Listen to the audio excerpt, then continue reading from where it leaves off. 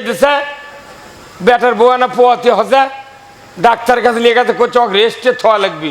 বুড়ি সাউর কাম করে মরিচ্ছে, উই শোলাচ্ছে পেটের দিকে, উই রেস্ট আছে ঘরের মধ্যে, তো কতক্ষণ খালি থাকবি, উই ওটি ডিশের লাইন তুলে দিয়ে বসে আছে।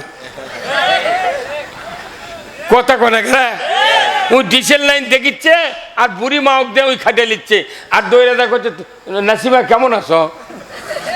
ওই চিন্তা করছে ভালো একটা সুযোগ পাচ্ছি, খালি টিভি দেখবো আর বসে থাকবো, ডাক্তার যে কত রেস্টে থাকা লাগবে। এই যে চুরি করে করে ওই যে দেখলো, তাহলে ওর পেটর দিয়ে শোল আছে, ওই কি হচ্ছে হয় না? আমি গেছি জয়পুরার সভা করবেন, এক বুড়া মানুষ করছে, হুজুর আপনারা দোয়া করবেন তো। কি করছে? আমার একটা 2-3টা ছেলে, তো ছোটো ছেলে বিয়ে দিছি, ওই দূরে একটু বড় হয়ে গেছে, যা হয় হোক, এই বিয়ে দিছি, তার বউ আনা গর্ভবতী, আনা দোয়া করবেন আল্লাহ দান মেয়ে চল যদি দেয় তাহলে হাজেরা রহিমের মতো দান হয়, আর বেটা চলে হলে আব্দুল কাদের জালানির মতো হয়। তা আমি কোন এই দোয়া আমার থেকে করে নিলে হবে না, আপনি বাপ হিসেবে দাদা হিসেবে আপনার করা লাগবে। করছে হুজুর হজ করবার যা গিলেপ ধরে দোয়া করছি, আল্লাহ আমার বড় বেটার 2টা বেটা কেন নামাজি বানা, আইসা দেখি অজুই করেনি, আমার দোয়া যে কবুল হবে না এটা অনেকদিন আগে বুঝে পারছি। আমার করছে যে হুজুর না দোয়া করেন, আমি কোন না দোয়া কর্ম আপনার থেকে ভাইবে নেবো। কি আচ্ছা কোনটা আপনার বাড়িতে কি 21 আছে? 21 বুড়া মানুষ বারে করছে আছে, এই 21 মানে কি 2-10 21 কি আছে আপনার? করছে টিভি 21 করছি, তুমি করছে টিভি। আচ্ছা ইয়া শোনেন তো, ওই কারেন্টের ফিলারের নিচ দিয়ে, তারের নিচ দিয়ে কালো কালো মোটা তার আপনার বাড়িতে এসে ওয়াল সেট করে ঢুকান আছে? করছে মোটা তার করে ডিশের লাইন, এই পাঁচি বুড়ো মুঠি জানে মারে। তাহলে আপনার বাড়িতে কি ডিশের সেন আছে? করছে হ্যাঁ আছে। মানে কি? তাহলে আপনি মনে করেন আপনার পুত্রবধূর পেটত বাচ্চা আছে, আপনি যখন নামাজ পড়ে যাচ্ছেন মসজিদে, তখন স্টার জলসা, তারপরে কিবেন নাই জি বাংলা, এগুলো মোট দেখিচ্ছে, নাটক সিনেমা দেখিচ্ছে, তাহলে আপনি দোয়া করে কি করবেন? উই যা চোখ দিয়ে ঢুকাচ্ছে ওর পেট পর্যন্ত চলে যাচ্ছে। করছে না চোখ দেখবি পেটত কেমনি যাবি, পেটত যাবি না মানে কম্পিউটারত কম্পোজ করে ওই মেশিনের মধ্যে কাগজ দিয়ে এটি কুন্ডিমেন্ট ঠাঁচি দেয়, তার দিয়ে দেয় উমদা কাগজ ফটফট করে বাড়ায়। কথা বল না, কম্পিউটার যদি কম্পোজের কাগজের ফটোকপি যদি তার দিয়ে দেয় বাড়াবার বাড়ে, আর তোর বেটার বউ চোখ গাওরার লাগান থেকে আছে। হ্যাঁ কথা কর, ওই গাওরার চোখ দিয়ে পেটের মধ্যে যদি যায়, জিব্রাইল দোয়া করলে তোমার লাঠি বুদ্ধি ভালো হবে না। করছে হুজুর আমি তো এগুলো চিন্তা করিনি। তুই ওগুলো চিন্তা কর, তুই কি বুঝিস? আজকে জাতির এত ধ্বংস, এই ধ্বংসের থেকে পরিত্রাণের জন্য রসুলের পথ ছাড়া আর উপায় নাই। আছে বল আমার ভাইয়েরা, আল্লাহ রাব্বুল আলামিন মানুষকে সৃষ্টি করেছেন, এই মানুষকে আল্লাহ বলেছেন ওমা খলাকতুল জিন্না ওয়াল ইনসা ইল্লা লিয়াবুদুন, আমি মানুষ এবং জিনকে সৃষ্টি করেছি আমার গোলামি করার জন্য। ধরে কোন আল্লাহু আকবার। সকল জায়গায় গোলামি করতে হবে কার? কিন্তু আমরা কি গোলামি করতেছি? খালি গোলামি হচ্ছে 2টা জায়গা। কয়টা? বাংলাদেশে কোরআনের কোনো হুকুম নেই, খালি 2টা হচ্ছে। একটা হলো কি রমজান মাসে রোজা করে বেল ডুবলে সবাই একসাথে ইফতার করা, এর আর বাধা নেই। 2 নাম্বার হলো 7 বছর বয়স হলে খাতনা করা। এই 2টা ছাড়া বাংলাদেশে কিছু নেই। খালি সোনাত না করলে বিয়ে হবে না দেখে ওই খালি কাটিয়া কোন মুসলমান সাজিচ্ছে। কথা কর, অনুরোধ করছি, এই খাতনা করলে মুসলমান হওয়া যায় না, ইসলাম না মানলে মুসলমান হওয়া যায় না। আমরা ইসলাম কি মানতে রাজি আছি? কারা কারা দুহাত তুলে আল্লাহকে দেখা, নারায়ে তাকবীর, নারায়ে তাকবীর। Islam is the complete code of life. মানবতার জন্য ব্যক্তি, পরিবার, সমাজ, রাষ্ট্র, অফিস, আদালত, কোর্ট কাছারি, অর্থনীতি, সমাজনীতি, রাজনীতি, জীবনের সকল ক্ষেত্রে আমাকে আপনাকে ইসলাম মানতে হবে। কথা ঠিক কিনা আমার ভাইয়েরা? এই ইসলাম দিয়া রসুল 10টি বছর পৃথিবী শাসন করেছেন। ওনার অপতের পর আবু বকর সিদ্দিক রাদিয়াল্লাহু তাআলা আনহু, তার অপতের পর হযরত ওমর ফারুক 10টি বছর অর্ধেকটা পৃথিবী রাজত্ব করেছেন। যখন আল্লাহু আকবার। আল্লাহর নবীর সাহাবী ওমর ইবনুল খাত্তাব, উনি যখন আমিরুল মুমিনিন হলেন, রাতের অন্ধকারে উনি রাস্তায় রাস্তায় দৌড়ে দৌড়ে বেড়ান। হঠাৎ করে একদিন দেখে মরুভূমির একটু দূরে ঝুপড়ির ভেতরে টিম টিম করে আলো জ্বলছে। ওই আলোর কাছে গিয়ে উনি দাঁড়ালেন। হঠাৎ করে দেখলেন ওই ঝুপড়ির ভেতর থেকে একজন মহিলার কান্না তার কানে এসে গেল। ওমর ফারুক বললেন, রে ঝুপড়ির মালিক, কি হয়েছে ঘরের ভিতরে বলো না। ওই মহিলার স্বামী বলে, পথিক আপনি চলে যান, আপনার সাথে কথা বলে কোনো লাভ হবে না। বলে, বাবা বলো না, কি ঘটনা কি, কেন তুমি কাঁদো, তোমার স্ত্রী কাঁদে, ঘটনাটা কি? এইবার যুবকটি বলল, বেদুইন ইহুদি যুবক বলল, ও পথিক, আমার স্ত্রীর প্রসব বেদনা উঠেছে, কোনো নারী নাই হেল্প করার মতো, আমার স্ত্রী যন্ত্রণায় এত কষ্ট পাচ্ছে, আমি উপকার করতে পারছি না, আমি জানি না, কিন্তু আমিও কাঁদি, আমার স্ত্রীও কাঁদে, এই হলো আমাদের পরিচয়।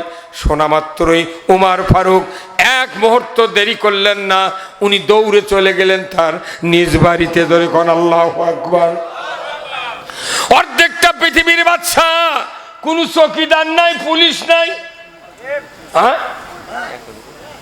কোন চৌকিদার পুলিশ নাই। আমাদের দেশে একটা এমপি যদি আসে, এই ঢাকার থেকে যদি মাস্তান আসে, কমকে 400টা গেট বানায়, হ্যাঁ 400টা গেট বানিয়ে ওই আগে পুলিশের গাড়ি যাচ্ছে, পুপু পুপু করছে, আর উমর ফারুক একা, কেউ সাথে নাই। রাতের অন্ধকারে শাসক কাকে বলে? নিরাপত্তা দিয়েছে মানুষের, এই জন্য আল মানুষ তার নিরাপত্তা দিচ্ছে। ওমর ফারুক দৌড়ে চলে গেলেন বাসভবনে। আল্লাহু আকবার। অর্ধেকটা পৃথিবীর বাদশা ধুলাই মলিন পায়ে হয়ে যাচ্ছে। বাসভবনের দরজায় গিয়া ডাক দিলেন, ওগো আব্দুর রহমানের মা, ওগো মা আব্দুর রহমানের মা, তুমি তাড়াতাড়ি করে ওঠো, তাড়াতাড়ি করে ওঠো। ওনার স্ত্রী চমকে উঠলেন, কি হয়েছে, খবর কি, এত চিল্লা চিল্লি কেন, কি বলেন আপনি, আমাকে বলেন। বলে, ও আগো আব্দুর রহমানের মা, তুমি যদি জান্নাত কিনতে চাও তাড়াতাড়ি করে ওঠো, জোরে কন্যা সুবহানাল্লাহ। ওনার স্ত্রী বললেন, ওগো প্রাণের স্বামী আমিরুল মুমিনিন, আপনি তো জান্নাতের জন্য রাত্রে রাত্রে ঘোরাফেরা করছেন, আপনি কেন জান্নাত কিনতে পারলেন না? ওমর ফারুক বলে, ওগো প্রাণের স্ত্রী, আজকে যে জান্নাত বিক্রয় হবে ওই মরুভূমির প্রান্তরে, ওই জান্নাত পুরুষের জন্য নয়, ওই জান্নাত নারীর জন্য। ওনার স্ত্রী বললেন, আমি তো বুঝতে পারলাম না, ভালো করে আমাকে বুঝায় দেন। আমিরুল মুমিনিন বললেন, ও আব্দুর রহমানের মা, মরুভূমির প্রান্তরে একটা ঝুপড়ি, ওই ঝুপড়ির ভেতরে একজন ইহুদি যুবকের স্ত্রীর প্রসব বেদনা উঠেছে, কোনো মহিলা নেই সহযোগিতা করার জন্য। ওই নারী এত কষ্ট পাচ্ছে, চিৎকার করে কাঁদে, তার স্বামী কাঁদে। আমি যা দেখলাম শুনলাম, আর দেরি করা যায় না কষ্ট দেখে, চলো না তুমি একটু নতুন পুরাতন কাপড় নাও, আমি কিছু খাদ্য খোরাক, জয়তনের তেল, জবের আটা, গমের আটা নেই, চলো রে তাড়াতাড়ি করেই মরুভূমির প্রান্তরে ঝুপড়ির নিকটে তোমাকে যেতে হবে। অর্ধেকটা পৃথিবীর বাদশা তার স্ত্রী আত্রী খরচ যাচ্ছে, ধরে কোন ঠিক কিনা? আর এখনকার মেম্বরে বগলিয়ে গেলে মেম্বরের মুখত বর বউ ঝাঁটার বাড়ি মারবি। আল্লাহ কি যোগ্যতা দিয়েছিলেন উমর ফারুককে? স্ত্রী সামনে যায়, আমিরুল মুমিনিন উমর ফারুক পেছনে পেছনে যান। মাঝ রাস্তায় গিয়া স্ত্রীকে বলেন, প্রাণের স্ত্রী, তোমাকে একটা ওয়াদা দিতে হবে আমার কাছে। বলে, কি ওয়াদা? তুমি যে খলিফার স্ত্রী, খবরদার খবরদার ওই বেদুইনকে তুমি পরিচয় দেবে না, পরিচয় দেবে না। এই কথা বলার পর সাথে সাথে স্ত্রী বললেন, ঠিক আছে আমি বলবো না। বাড়ির নিকট গিয়া উমার ফারুক বললেন, রে বেদুইন ইহুদি যুবক, তুমি বাড়ি থেকে বেরিয়ে আসো, আমি একজন নারী এনেছি তোমার স্ত্রীর প্রসব বেদনায় সহযোগিতা করার জন্য। ধরে কন্যা আল্লাহু আকবার। বেদুইন বাইরে চলে আসলো। ওমর ফারুকের স্ত্রী ভেতরে ঢুকলেন। শিক্ষিতা হাতের স্পর্শে ওই ইহুদির স্ত্রীর পেট থেকে একটা সুন্দর ফুটফুটে চাঁদের মতো পুত্র সন্তান জন্ম নিল। গভীর রাত, ওমর ফারুকের স্ত্রী ওই সন্তানের চেহারা দেখা মাত্রই এতই খুশি হয়ে গেলেন, খুশির ঠেলায় আবেগের ঠেলায় চিৎকার করে বললেন, রে বেদুইন তুমি খলিফাকে সংবাদ দাও, তোমার স্ত্রীর গর্ভ থেকে পুত্র সন্তান জন্ম নিয়েছে। যখনই বলছে খলিফাকে সংবাদ দাও, তখনই ইহুদির কলজা কাঁপে গেছে। কিরা আরবের এই মদিনের খলিফা কে? উমর। তাহলে এটা কি খলিফা? হায় সর্বনাশ। সাথে সাথে ওই যুবক ডাকতেছে, দূর থেকে দেখা যাচ্ছে না উমার কোথায় দাঁড়িয়ে আছেন। যুবক বলছে, ও আমিরুল মুমিনিন খলিফা, মুসলমানের খলিফা, আপনি কোথায়? দূর থেকে খেজুরের গাছের নিচে শুকনা মানুষ, অন্ধকার, টর্চ লাইট নাই, কারেন্ট নাই, শুধু চাঁদ আর ওই তারকার আলোর ভেতরে দাঁড়িয়ে আছে। ওই ইহুদির বাচ্চা যাতে তাকে চিনতে না পারে, উমর ফারুক বললেন, আমি তো এই খেজুরের গাছের নিচে আছি। যুবকটি হন হন করে ওই আমিরুল মুমিনের মুখের কাছে যা মুখ লাগায় দেয়া দেখতেছেন। দেখতে দেখতে উনি বুঝতে পেরেছেন বাস্তবে কি উমর ফারুক। উমর ফারুককে চিনতে পেরে ওই ইহুদি যুবক উমর ফারুকের পায়ের উপরে পড়ে গেলেন। পড়ে গিয়ে লুটিয়ে পড়ে কাঁদে, ও আমিরুল মুমিনিন, আপনাকে গভীর রাত্রিতে খবরটা দেয়া আমি ভুল করেছি। এত কষ্ট করেছেন আপনার স্ত্রী নিয়ে এসে, কারণ আমি ভুল করেছি, দয়া করে আমাকে মাফ করে দেন, আমি এত ভুল করেছি, মাফ করে দেন। এইভাবে রোনাদারি করে কাঁদতেছে। এমন সময় উমর ফারুক দুই হাত দেয়া ওই ইহুদির ছেলেকে বুকের সাথে জড়িয়ে ধরে বললেন, রে রে রে বেদুইন, কোনো জাতি বলে হিংসা নাই, কোনো জাতি বলে কোনো ক্রোধ নাই, আমরা সবাই আল্লাহর বান্দা। বলো না এটা আমার নবীর শিক্ষা, এটা ইসলামের শিক্ষা, এটা ইসলামের রসুলের চরিত্রের শিক্ষা। আমি রসুলের থেকে শিখেছি কোনো জাতি বলে হিংসা নাই, নিন্দা নাই। তবে আমি তোমাকে কষ্ট শুরুর আগে আমি তোমাকে সাহায্য করতে পারি নাই, তুমি আমাকে দয়া করে মাফ করে দাও। লাগবি শেষ দরজা তসবি ভালো লাগবি, দোয়া দরুদ মাজুরা এমন টোন টাইট হওয়া লাগবি, সেজদাগুলো মুরগি ঠোকানোর মতো হলে হবে না। এতগুলি আনুষঙ্গিক বিষয় মানার পর কেউ যদি নামাজ পড়ে মসজিদে এক ওয়াক্ত, তাহলে 27 গুণ সওয়াব হতে, এই হুজুর কথা কোন না হতে। কিন্তু আমাদের দেশে যে মুসল্লির অবস্থা, 27 গুণ হচ্ছে কি হচ্ছে না মাথায় চলিচ্ছে না। কারণ কি, এই দেশের এমন কোন গ্রাম নাই 15.5 লোক কিস্তির টাকার সাথে জড়িত নেই। কিস্তি লিয়ে দা ওই যদি 40 হাতে জুব্বা মাথার দেয় আর 100 হাতে পাগড়ি বাঁধে, ওর লাভ হবে না। সুদ হারাম করছেন কে? আল্লাহ। আল্লাহ যদি হারাম করতে সেটা আপনি খাবেন আর দিবেন, আর যা জুম্মার যা করবেন আল্লাহু আকবার, তোর বাটাম যদি না ফাটায় কি করছে? যত সরকার গেল একজনের সুদ হারাম করে নাই। আমরা বাংলাদেশে এইবার ইসলামী সরকার কায়েম করে সুদ হারাম করতে চাই। কারা কারা চান দুহাত তুলে আল্লাহকে দেখান। লিল্লাহে তাকবীর, নারায়ে তাকবীর। আল কোরআনের আলো, আল কোরআনের আলো, দুনিয়ার মুসলিম, বাংলার মুসলিম, বগুড়ার মুসলিম, সদরের মুসলিম, লাহিড়িপাড়ার মুসলিম, দুবারিয়ার মুসলিম, মাহফিলের মুসলিম লিল্লাহে তাকবীর। সারা বাংলাদেশের সব মুসলমান এইভাবে স্লোগান দেবে, জুম্মার থেকে শুরু করে সভা সমিতি, হাট বাজার, রাস্তাঘাট, আমাদের কোনো দাবি নয়, ইসলাম চাই। তোমার ভাতত বাগুন দিয়ে লেখা ইয়ার করে খাচ্ছে নাকি? তুমি রাজনীতি করবে, আমিও করব। তুমি রাজনীতি করে মাথা মারবে আর আমাকে কমে না, তুই ওগুলো করিস না, কে তোর ভাতত বাগুন দিছে? হ্যাঁ, কতক্ষণ এবার বাংলাদেশে বিপ্লব ঘটে যাবে ইনশাআল্লাহ। শুরু হয়ে গেছে বিপ্লব, আজ কাম করিস একটা। হ্যাঁ, কতক্ষণ কাম করেছেন। আমি 2013 সালে কিংবা 12 সালে নাকি কাদের মোল্লাক ফাঁসি দিল, সেই দিন আমি কাহালু কালীপাড়া মাহফিলে বসে বক্তৃতা আর ভালো লাগে না, 10টা 1 মিনিটে ফাঁসি হয়ে গেল। সোনার টুকরা মানুষে কোনো দোষ নাই, বিনে দোষে ফাঁসি দিল।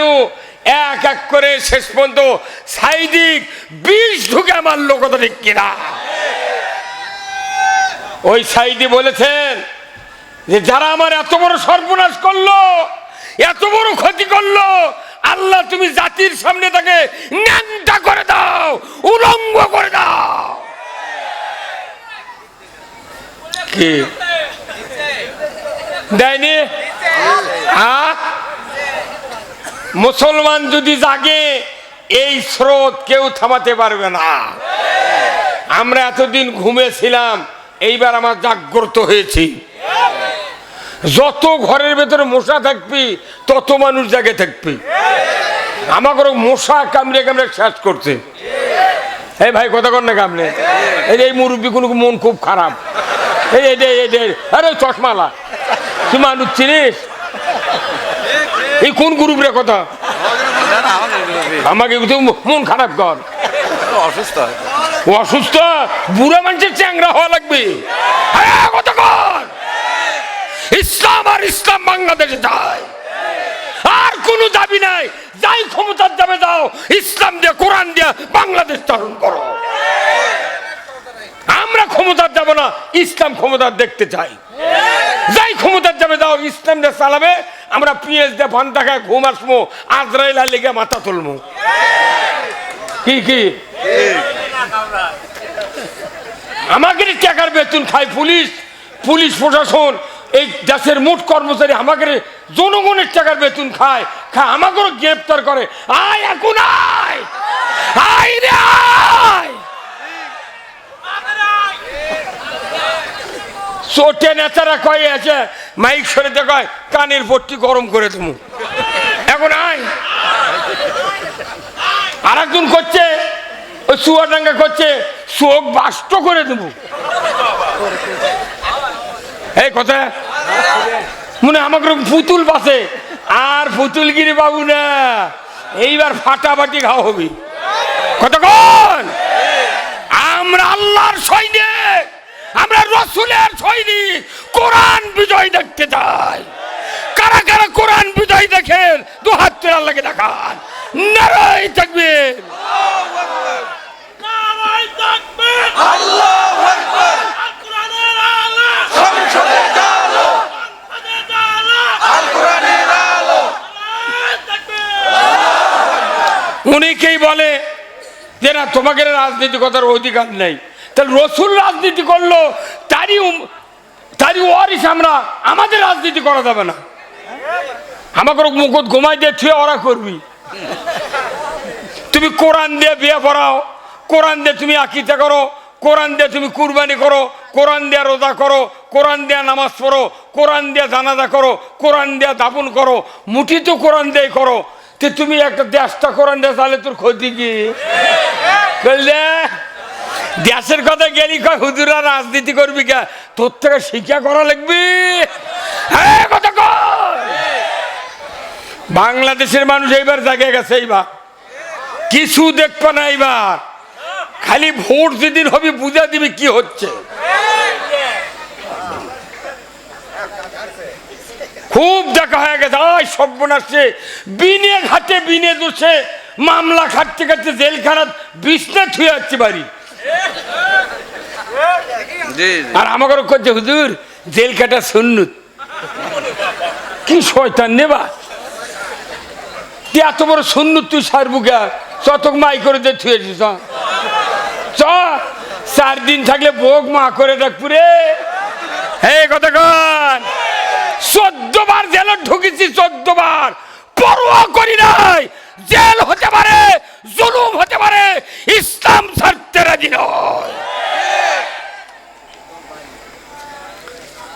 আমার রসুল এমন একজন পুরুষ ছিলেন, এমন একজন নবী ছিলেন যে রসুল আয়েশা সিদ্দিকার ঘর থেকে বেরিয়ে মসজিদে নববীর মেহরাবে খুতবা দেওয়ার জন্য যেতেন। একজন নবী, একজন রসুল, একজন শাসক আয়েশা সিদ্দিকার ঘর থেকে মসজিদে মেহরাবে আসছেন, খুতবা দিয়েছেন। এই সুবাদের রাস্তা হলো 22 ফিট। কয় ফিট? 22 ফিট রাস্তা। কিয়ামত পর্যন্ত আল্লাহ রসুলের পায়ের ধুলির বরকতে ওই জায়গা রিয়াজুল জান্নাহ ঘোষণা করেছেন। নবী শাসক ছিলেন, যে দিক দিয়ে হাঁটে গেছে জান্নাত হয়ে গেছে। আর আমাকে দেশের শাসকেরা হাঁটে গেলে কুত্তো শুয়ে থাকে। নামাজ দেয়, রোজার ভোট আসে আর টুপি মাথার দেয়। ক্যাঙ্কা মর সারা বছর টুপি মাথার দিত। সেদিনকে আবার এক নেতা ফেসবুকে করছে যে ভোটের আগ পর্যন্ত জামাতে নামাজ পড়বো। তুই ভোটের পরে কি করবো? হাই রে পাগললে, এগুলা পাগল বলে রাজনীতি করে। মুখর দাঁড়িয়ে আছে তার, করছে ভোট পর্যন্ত জামাতে নামাজ পড়বো। এক মেয়ে এমন করছে তারপরে কি করবো? কি কথা বলে, হায় হায় মিশাই। এই রাজনীতি দিয়ে জান্নাতে যাওয়া যাবে না। যে রাজনীতি দিয়ে আল্লাহ খুশি হয় না, যে রাজনীতি দিয়ে রসুল খুশি হয় না, যে রাজনীতি দিয়ে জনগণের অধিকার আদায় হয় না, এটা রাজনীতি নয়, এটা দুর্নীতি আর দুর্নীতি। এক লাখ হলো ঠিক, আর মানুষ কি করবে?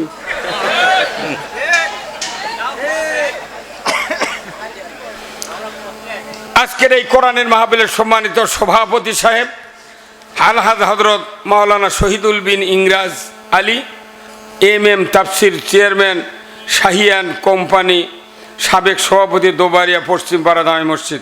আল্লাহ ভাইজানকে দিনের জন্য কবুল করুক, বলুন আমিন। সহ সভাপতি মোহাম্মদ মোজাফফর রহমান মণ্ডল, সাবেক সভাপতি, আল্লাহ তাকে হায়াতে কুমিল্লা দান করুক। মাওলানা মোহাম্মদ ফরিদউদ্দিন, সাবেক খতিব, নন্দীপাড়া জামে মসজিদ, আল্লাহ তাকেও দিনের জন্য কবুল করুক। আজকের মাহফিলের প্রধান পৃষ্ঠপোষক জনাব মোহাম্মদ জুলফিকার আবু নাসের, ইঞ্জিনিয়ার আপেল মাহমুদ ভাই, চেয়ারম্যান 10 নম্বর লাহিড়িপাড়া ইউনিয়ন পরিষদ ও সাধারণ সম্পাদক লাহিড়িপাড়া ইউনিয়ন বিএনপি। আল্লাহ ভাইজানকে উমারের মতো যোগ্যতা দিক, বলুন আমিন। পৃষ্ঠপোষক প্রকৌশলী মোহাম্মদ আয়ুব আলী রকেট ভাই, বাংলাদেশ বিদ্যুৎ উন্নয়ন বোর্ড, আল্লাহ এই ভাইকে বিদ্যুতের দাম কমানোর পরামর্শ দেওয়ার তৌফিক দাও। বরেণ্য অতিথি অনেকগুলি। এরপরে আজকের এই মাহফিলের প্রধান অতিথি জনাব ডাক্তার মোহাম্মদ